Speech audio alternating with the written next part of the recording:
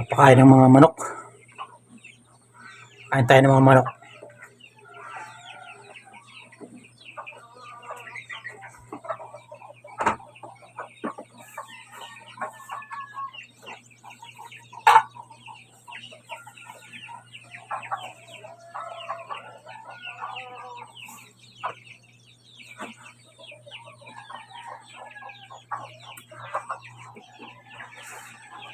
Dito kasi sa tabing bahay, ang manok dito, yung maliit at malaki, nasa 39. Yung maliliit, 20 yata, or 20, yung maliliit. Plus yung malalaki. Kaya dito, kukonsumo ka ng mga 30 minutes bago ka makapunta ron sa dun sa ibaba, dun sa lagbang. Kaya unahin ko muna dito kasi dito maraming maliliit eh. Doon naman sa ibaba, meron dong ilan yun, 3, 6 bali meron dong 12 sisiw na mayroong bulutong. Kaya ginagamot yun.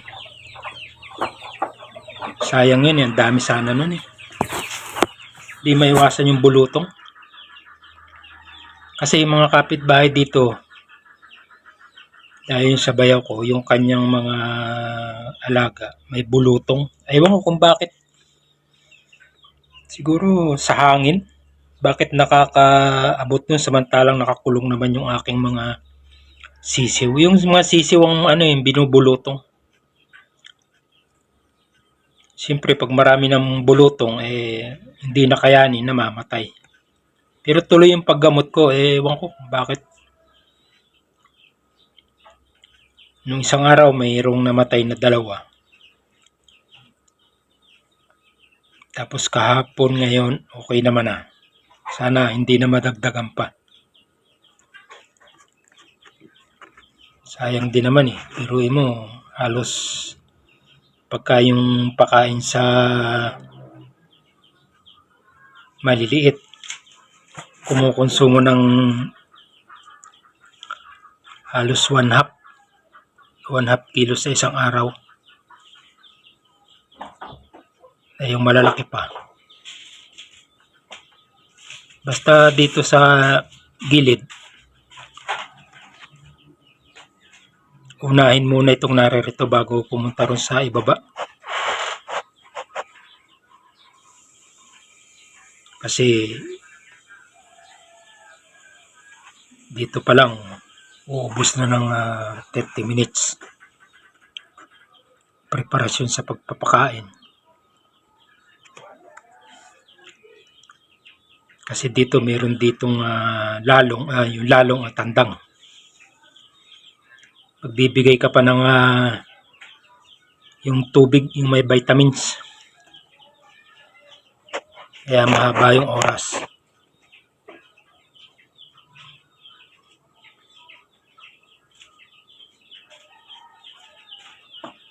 Basta yung total, uubos ka ng 2 oras. Dun sa baboy, sa umaga naman, mabilis lang sa umaga kasi hindi naman ako naglilinis ng kanilang kulungan basta sa umaga. Naglilinis ako sa hapon. Sa hapon, yun. 4:00 hanggang 6:00. Ayan, Vitamin Pro. Yan yung inihahalo sa sa tubig nila, inumin. Pang protection din. Vitamins, Vitamin Pro. Bali isa't kalahating kutsarita.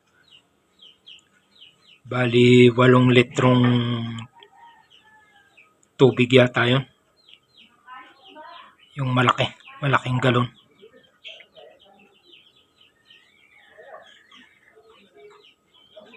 Pero kahit na lagyan mo ng vitamins basta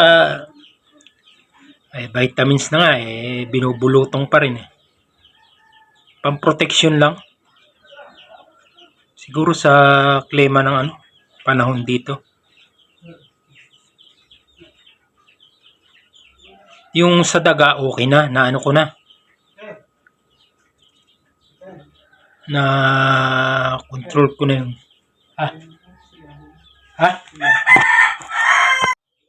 yung sa daga ay ko na yun.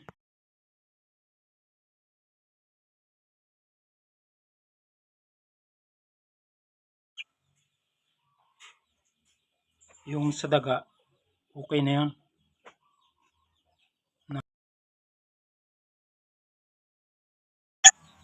Maganda kung dire-diretso yung pagpapakain ng sa daga. Kasi bali 5 days na nagbigay ako ng yung pamatay sa daga. Nung pang-anim na gabi, kinumagahan, napansin ko dun sa aking nilagay, hindi nila ginalaw. Hindi nila kinakain. So, inobserbahan ko ulit yun hanggang sa ika 7 days. Hindi na nila kinain. So, ibig sabihin, yung mga daga nawala na rito sa bahay. Parang natakot na silang kumain. Hanggang sa ngayon nga, mayroon pang mga tira-tirang pamakain sa daga. Nakalimutan ko na yung pangalan ng pakain sa daga na yun ang kinagugulat ko naman baka makita nung mga manok, kaya yung manok dito kahit nasa tabing bahay dyan sa mga kulungang yan yan, nakakulong. Kasi ang kulungan ng baboy na yan may mga may net para hindi lumabas. Hanggang sa ngayon naroon pa yung mga yung yung mga parang gamot na pakain sa mga daga. Kaya okay na. Kaya yung alaga ko ritong sisiw na nandito wala namang namamatay na, hindi na nila pinapasok yung kulungan. Hindi gaya ng mga lang araw na.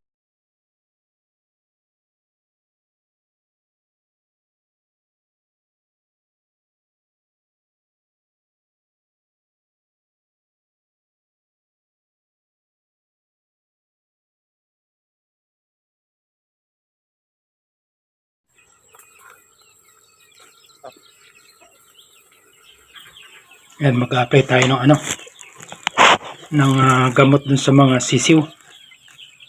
Ang ginagamit kong pang gamot sa kanila yung yung Helpast oral drop. Bali sa umaga 2 patak. 2 patak yung nia-apply ko. Tapos sa hapon isa na laang. Bali 3 drop sa isang araw. Yung ginagamot ko dyan 8. Yung sisiw dyan 8. Nasa 2 weeks na yata yan. Sisiw na yan. Yan nga yung kinukwento ko na naubos na nung naubos dahil sa mga yung bulutong.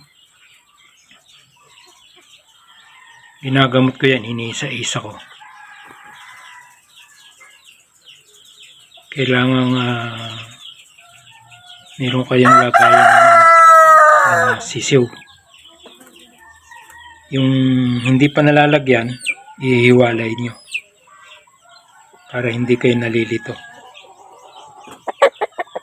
Ito naman sa akin, kada isang box na tray tatlo lang ang laman. Kaya madaling tandaan. Pero dun sa kabila na bali 7 yung naroon. Dun sa 7 yun, medyo nalilito na ako. Ang ginagawa ko, inihiwalay ko. Para hindi nalilito. Wala naman akong pang marking na ginagamit eh. Basta ihiwalay ko. Yung nalagyan ko na ng oral drop, yun na yung yung nagamot ko. Tapos pakakainin ko na yan. Nalagyan ng tubig. Ayun, ganoon lang. Sayang naman kasi, biruin mo. Nilimlima. Itong narito sa baba, nilimliman kasi yan, hindi yan incubator. Nilimlim nila yan. Sila pa rin ang nagpisa. Kaso lang dahil nga dun sa sakit na bulutong, naubos. 3 yan eh, yung napisa na yan. Nilimliman ng mga inahin. Ngayon, bali 7. Bali 3. Tapos sa kabila ay 6. Marami-rami na rin ang naubos ng bulutong eh.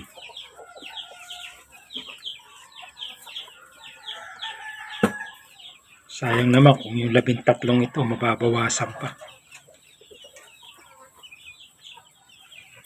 Tapos yan eh nilalabas ko. Lalo kagabi, umulan. Pero mahina naman yung ulan kagabi.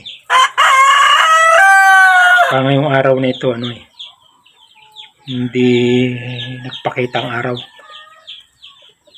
Hindi ko alam kung anong oras umulan kagabi. Pero itong mga ilalabas ko na ito. Ang iba kasi nito, halo-halo na ito eh. Pero dito sa lugar na to, Androlop at saka Brahman ang naririto. Pero doon sa tabing bahay, halo-halo pa sila ron. Rhode Island Red, Androlop at saka yung Brahma. Yung lalo na yung pinapisa sa sa incubator. Hindi ko naman ibinibenta dahil ang kuwang ko itlog kasi yung iba rito may edad na eh. Kasi yung iba dito kinuha ko pa noong 2023 pa. Kaya kailangan palitan na agad. Mapalitan. Kaya ngayong buwang ito, April, May, dapat kahit makapagpalaki lang ng mga 20 piraso pang palit dun sa mga may edad na.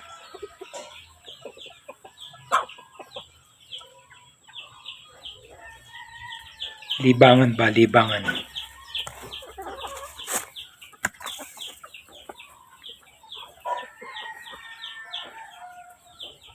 Lagyan natin ng karton yung ilalim.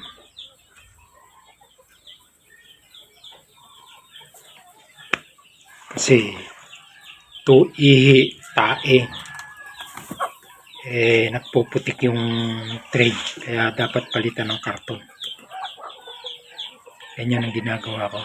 Kung marami kang karton, di everyday magpalit ka ng karton. Pero kung kukunti yung karton mo, 2 days bago mo palitan. Yan, ilalabas ko na yan. Pagka umulan, di tsaka uli ilagay dyan sa silungan. Yan.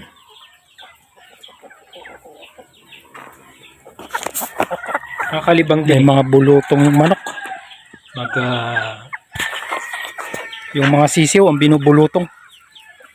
Kaya ina-applyan ko nito.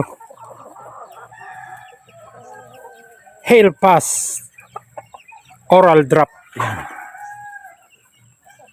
Helpas Oral Drop. Oh. Yung makita yan, oh.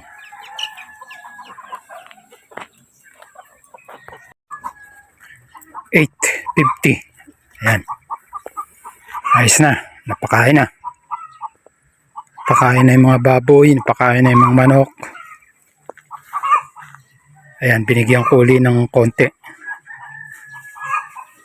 Kasi yung 7 yan, dapat yan ay makaubos ng 3.5 kilo sa isang araw. Isang biik 1/2 kilo. Nasa ano na yan, 50 days na. 50 days na yung mga yan.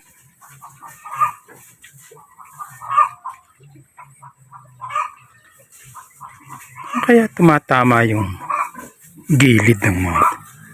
May sugat na naman eh. Yan ang gilid, oh. May sugat na naman yung gilid niya, oh. Kaya tumatama yun. Hindi kaya dito sa may yung anong tawag dito? Yung nipple drinker. Ito galing na yan eh. Pero may isa meron na naman yun. Ayun.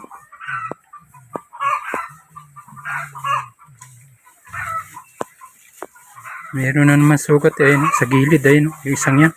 Yan oh.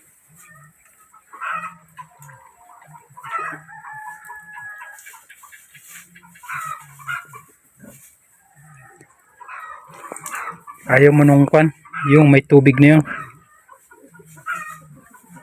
May Vitamin Pro. Nilagyan ko yun eh, yun. May Vitamin Pro yun eh. Vitamins.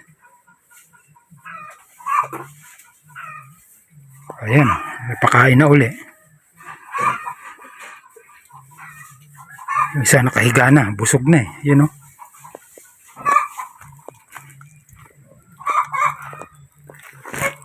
Oh, silipin nga natin. Ayan o. Binigyan ko ng 1/2 kilo uli.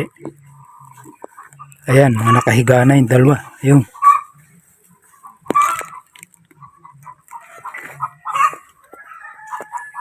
Oh, pwede na uling iwanan yan.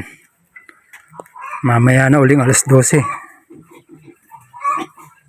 May tubig naman yung kanilang nipple drinker.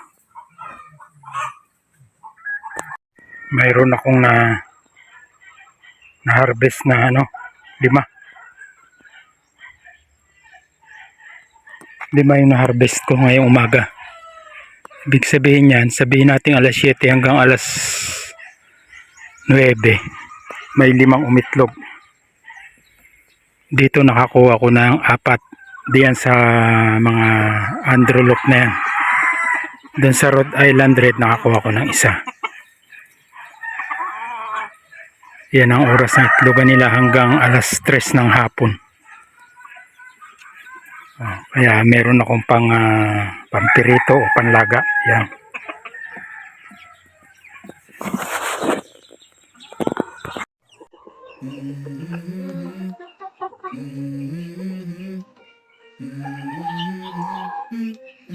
Let's go.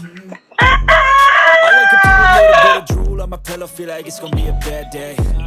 Yeah, I'm tired of shit, and the coffee ain't hit yet. Damn, ain't that great.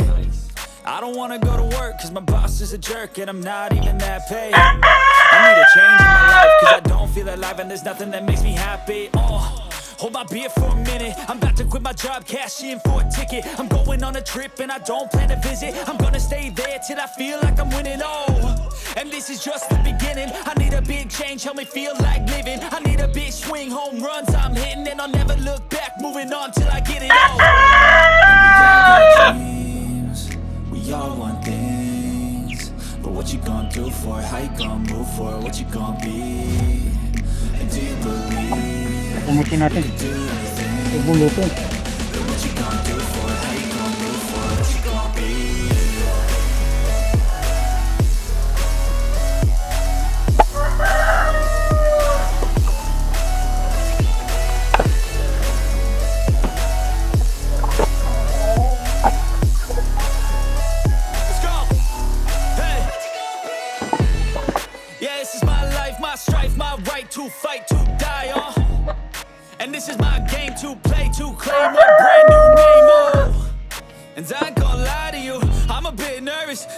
might screw everything up that I've ever done. But what's the point of living if you ain't having fun?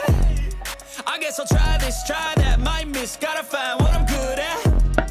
I guess I look here, look there, everywhere, am I scared, where am I at?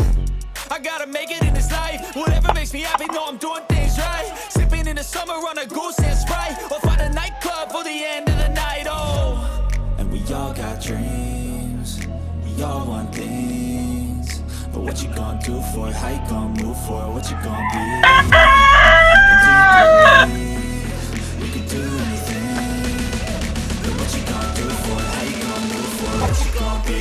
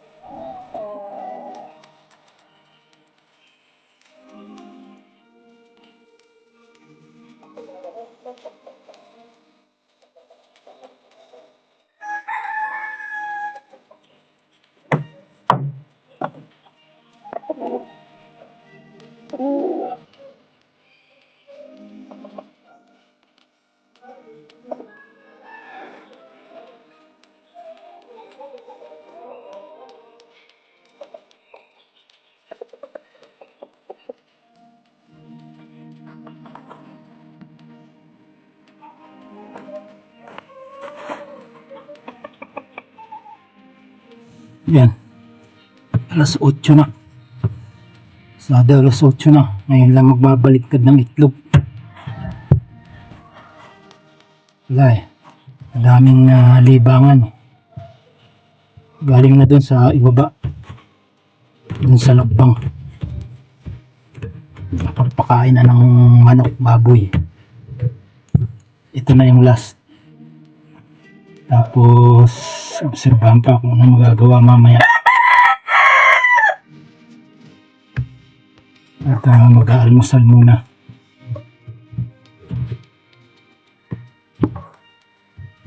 Kailangan mabaligtad to eh.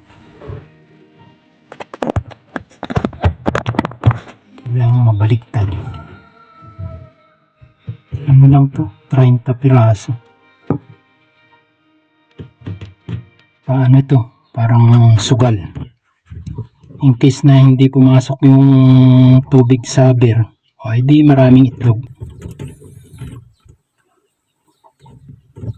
Maraming manok pagka hindi pumasok yung tubig sa ano, sa month of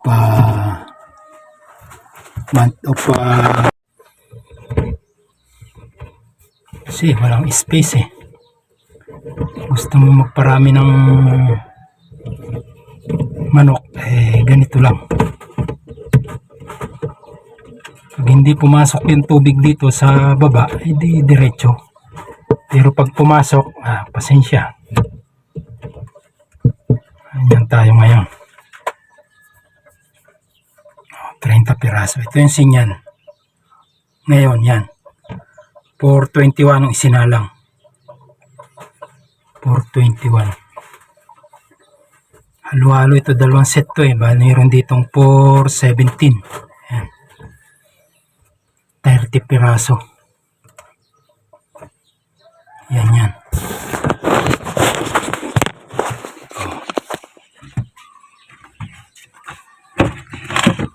Tapos meron doon, ayun, may pumisado no. Yun. ano, siyam na piraso yan. Tapos meron dong 4, yun, tira-tirahan ng daga, 4. Yung ina nun, yung ina niyan, ito na, lumilimlim na uli. Ito. Tapos meron ditong dalawa na ka. Yan. Dalawang nakaupo.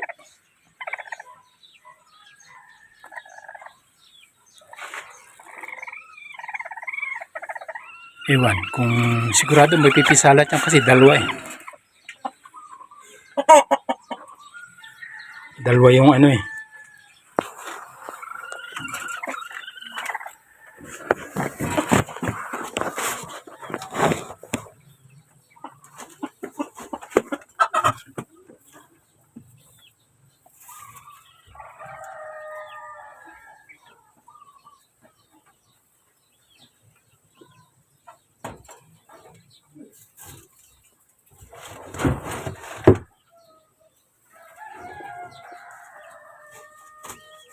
Dalawa yung nakaupo dito eh. Kaya pagka yung naibaba na yung sisiw na yan, yung isa dyan kakatayin ko na. Meron naman silang pag-iitlogan dito. Ayan. May itlog pa ng dalawa eh. Ito. Wala eh. Hindi inuupuan eh.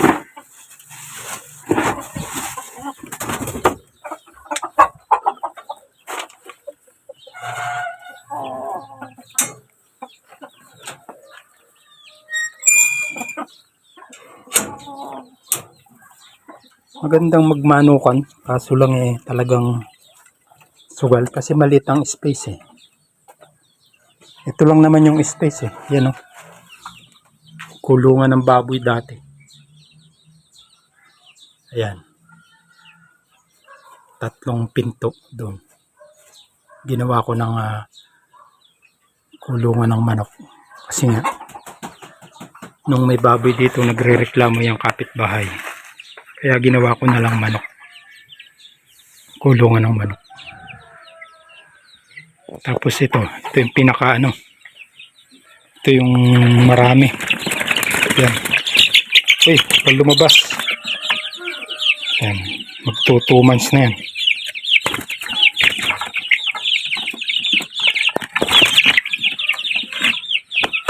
2 months na yan eh.